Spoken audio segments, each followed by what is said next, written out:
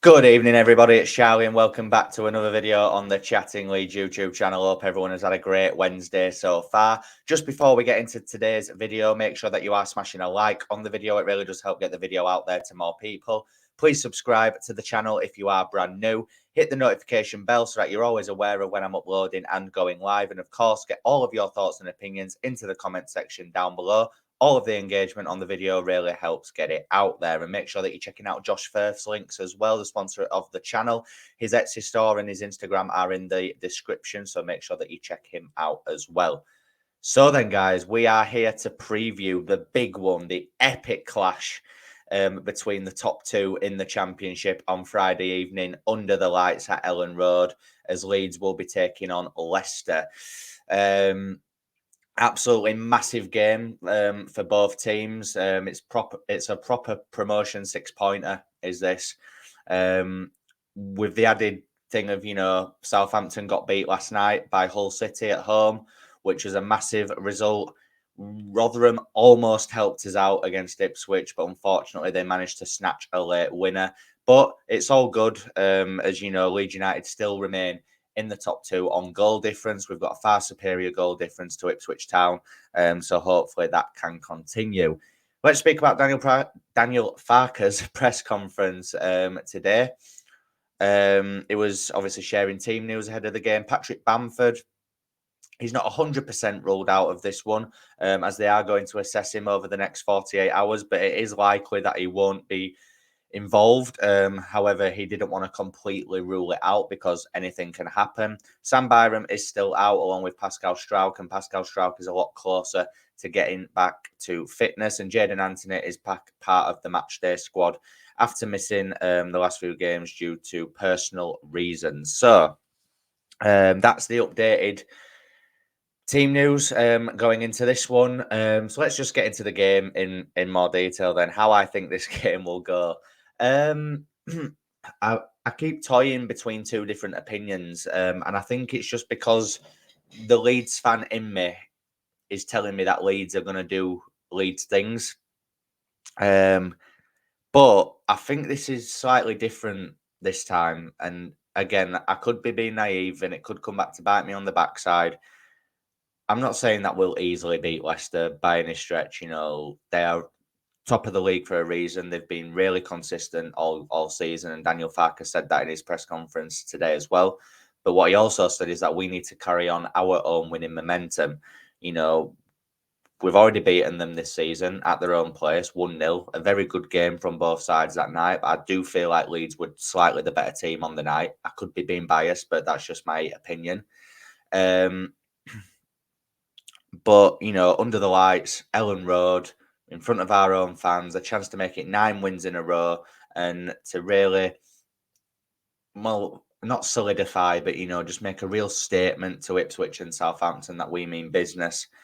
To get the win on Friday and do the double over the league leaders would be the biggest statement that we can make at the moment. I think out of us, Ipswich and Southampton, we've got a very good run in. Apart from playing Leicester Friday and Southampton on the last day, all the fixtures in between that are very winnable for Leeds. I'm not saying that we won't lose a game from now till the end of the season, because we probably will. But I feel like Southampton have got the hardest run in. If you have a look at their fixtures back to back, they've got some tough places to go and some tough teams, to come to St Mary's.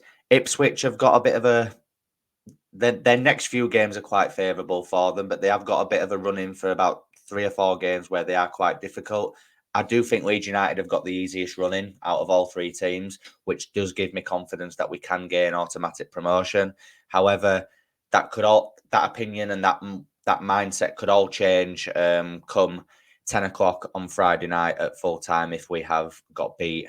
I was telling myself earlier on today, because obviously I was thinking about what I would say on this preview, and I was trying to tell myself that a point would be okay and that a point wouldn't be the end of the world, which I do think that let's be honest, Leicester, like I've said, so consistent this season. They've got some top class players for this division, and players that can definitely hurt us on Friday if we're not on it and if we're not focused. So a point, all that taken into consideration, a point wouldn't be the end of the world in normal circumstances. But the fact that we've got Ipswich and Southampton breathing down our necks, it would be seen as a negative result, especially with our home form being so good as well. I do think we'll win the game. I'm going to stick my neck out on the line and say we will win the game, but I think it'll be a very, very close affair. I think it'll be like a basketball match. I think it's going to be quite open. I saw someone either in my YouTube comments or my TikTok comments over the last few days saying that Leicester will kind of sit back and hope to catch us on the counter. I disagree with that. I think Leicester will be seeing this as a winnable game. They are. You have to see it from their point of view. They are top of the league.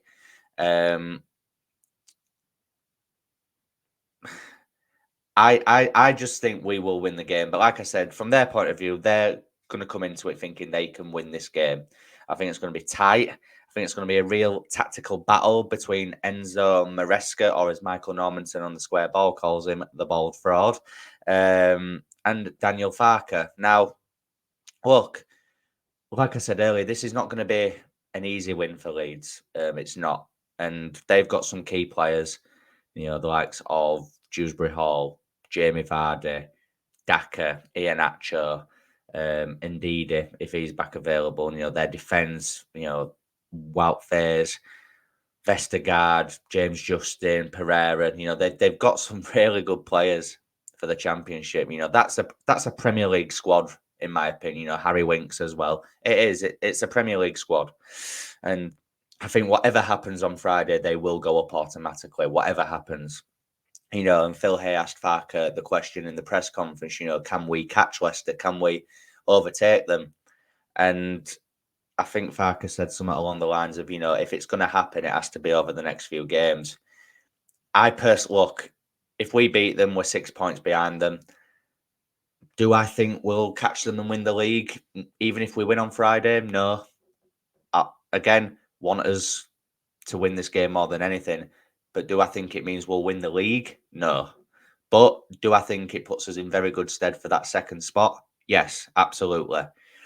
Like I said, after Leicester, our games are very winnable up until that Southampton game. Yeah, you can throw, Hull at home and Coventry away. There's Borough away. And, there's some tough places to go and tough teams to play. But I just think we are far superior than the majority of this league. And if we're not targeted, the Leicester game and the Southampton games, yeah, they're probably games that you could say could go either way if you're a neutral. But all the others, I'm sorry, I'm not being big-headed, I'm not being cocky, I'm not trying to be disrespectful to all these other teams, but, there's QPR in there, there's Stoke in there, there's Blackburn in there, there's Borough, Coventry, Hull, QPR, I think I've already said them. Who else have we got? But yeah, there's game Huddersfield, Sheff Wednesday. They're literally in the next few games. Very winnable, guys. Very, very winnable. But I'm absolutely buzzing for this game. I'm excited to be back at Elland Road for such a big fixture. I think the atmosphere will be electric. The crowd will be bouncing. I can just imagine. If Leeds score early or if we take a lead at any point. Or imagine if it was like an added time winner, the roof would come off Elland Road. And we need to make it as intimidating as possible for Leicester. Because Elland Road, when the crowd is on it and electric and bouncing, like I've just said, it can be a really scary place for opposition players to come. And we want to make the Leicester fans that are travelling up to Elland Road just look round and think, bloody hell, they mean business. And, I'm sure they'll fill their away end and they'll create a decent atmosphere as well, which will all add to the spectacle that it is going to be on Friday night. As for a score prediction, if you're pushing me for a score prediction, I'll go 2-1 Leeds. I think we'll concede in this one with the quality that Leicester have got, but I just think we'll edge it at Elland Road. Hit me up in the comment section, guys, with all your thoughts and opinions on how you think the game will go, your scoreline, your score predictions, and just your overall feeling going into it. Also, on the way out, if you haven't already, please make sure you are smashing that like button. It helps get the video out there to more people.